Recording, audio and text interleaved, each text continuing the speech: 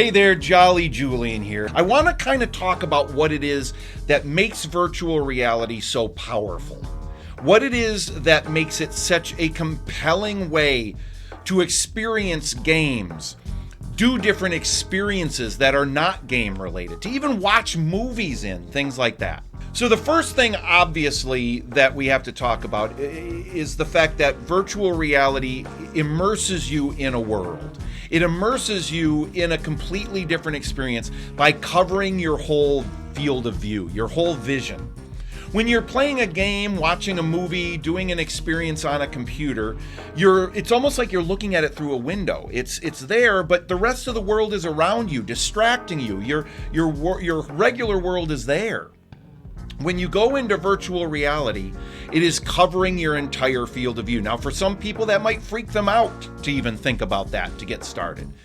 But that's what makes virtual reality so powerful, is you are in that world. It is covering your entire existence, and you're that much more immersed in it. In addition to that, though, and this is one of the things that we don't talk much about when it comes to virtual reality, or I don't hear people talk about quite as much, is the fact that not only is it covering your whole field of view, not only is it in 3 dimensions, that's the other thing, it's 3D. So it feels more like you're there because you get that full depth that you can't get from playing on a monitor. You don't get that sense of depth. But the other thing that's so powerful that we don't talk nearly enough about is the sense of scale. When you see something in your virtual reality world with that virtual reality headset on, it feels and looks like it is the actual size it would be in the real world. Now, you can try to do that with large monitors and things like that, but even that, it does not give you that true sense of scope and scale that it does when you are in the headset, in 3D. It's filling your whole field of view, and when you look at something in front of you that is supposed to be 30 feet tall, it looks like it is legitimately 30 feet tall in your real world. Like you could reach out and touch it and reach up and try to grab the top of it and not be able to reach it.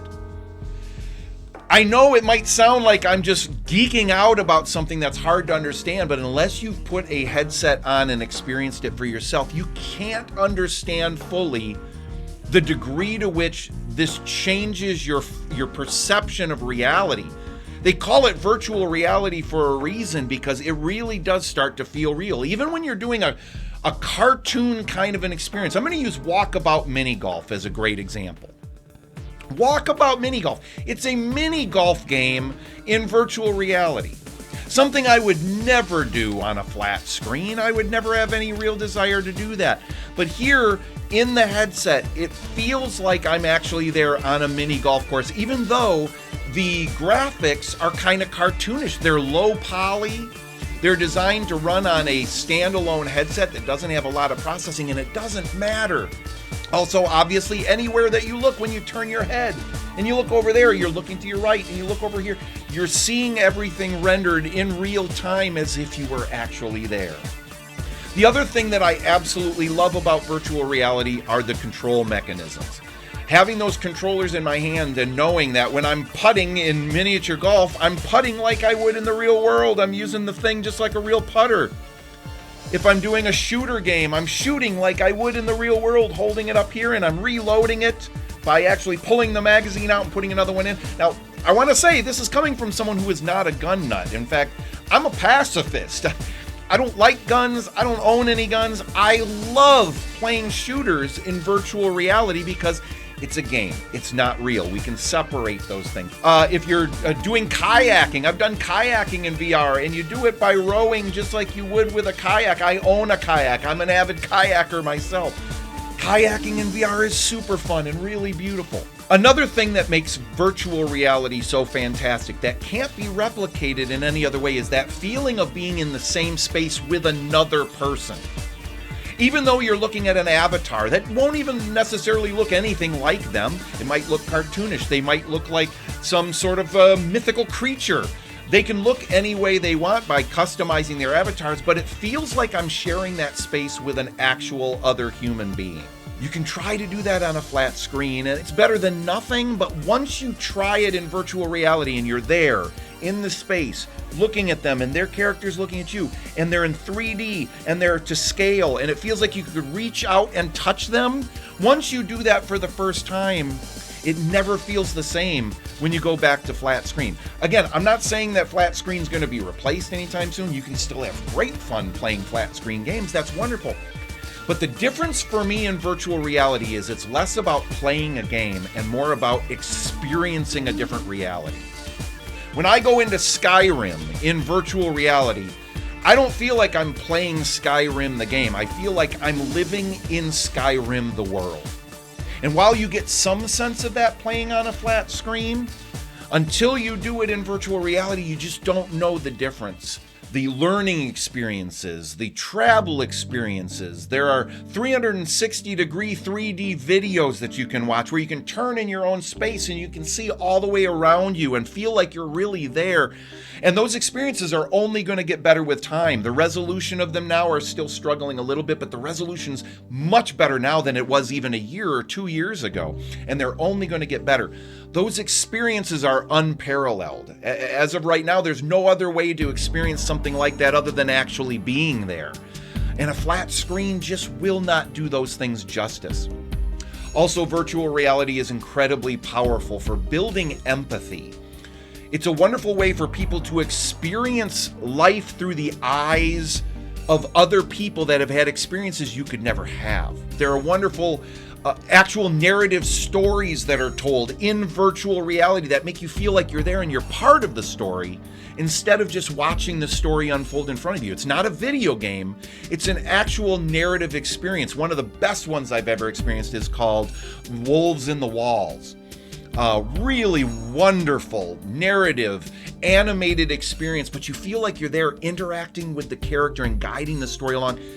So powerful, and it actually gets you on an emotional level, and there's tons of those out there that are at your fingertips, available to you in that incredible headset. So if I'm talking to somebody who's already a VR enthusiast, comment below if you agree or disagree with any of the things I said, and if these encompass the reasons why you love virtual reality so much. And if there are any that I missed, there's probably a bunch of them that I've missed. Oh, there is one that I've missed. I just thought of it. Auditory. The soundscapes that people are creating in virtual reality are absolutely incredible. And when you turn your head, the sound comes from a different area. It feels again like the sound is happening all the way around you, just like it would in the real world. Again, virtual reality is all about creating and emulating the real experience as much as possible in a way that no other medium to this date possibly can even come close. Now, we have to talk about some of the negatives. The negatives of virtual reality and the things that I think keep people from either trying it or sticking with it is the fact that first and foremost, you're wearing something on your face. And I get it. In a perfect world, we wouldn't have to do that. We'd have some magical thing we would just click and all of a sudden we're there and it feels just like, but you have to have that strapped to your face. And not everyone is comfortable with that. Some are less comfortable with it than others. And I totally get that. Every headset in a perfect world would be not a one-size-fits-all kind of thing, but it would be custom made to your face. And I know that the Apple Vision Pro, that's what they're working on, is making it a very customized experience. The big screen VR headset, also, they custom fit it to your face. But I'll tell you, things like the Quest 2 and Quest 3 headset, they've done a great job of making them as comfortable as possible. And there are things that you can do, things you can purchase as little add-ons that will maybe make things more comfortable, make it sit on your head better. But you want to take time to make sure that you get your headset fitting you perfectly, fitting you just right, centered on your eyes so that the sweet spot of the lenses is right there in the middle. Make sure it's comfortable on your head, tight but not too tight so it doesn't move around. Take the time to make sure they fit. Most people don't take that time. And some people will complain, oh, come on, man, I can just turn my monitor on and I can play a game like that. Well, yeah, you're absolutely right. But when you do this the first couple times, it's going to take you 30 seconds. It's like 30 seconds of your life to get it fit right, and then you're ready to go.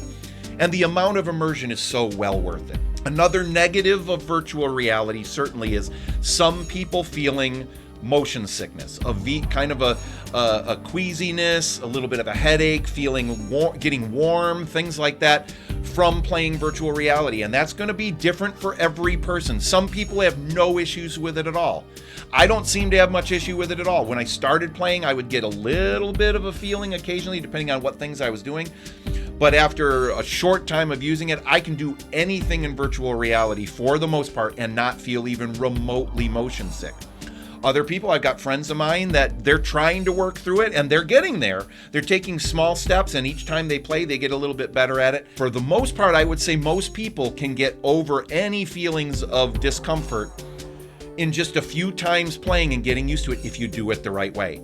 If you'd like to see a video where I walk you through my pointers on how to overcome any sort of discomfort when you're using virtual reality, comment below and let me know you'd like to see a video about that. I will create one because I've got a lot of experience with this, because I have a lot of friends that I have introduced and brought into virtual reality that had never done virtual reality before and are working through those issues and having great success with it. Another potential negative is there's a cost. You have to buy another piece of equipment. But right behind me here, I've got two headsets there, the Quest 2 and the Quest 3, both of which are relatively inexpensive and they're standalone. You don't even have to have a PC to wire them to. They all have everything that you need right in that headset, and you just pop the headset on and you go. The Quest 2 headset is only $250. Now I know $250 is nothing to sneeze at for a lot of people, right?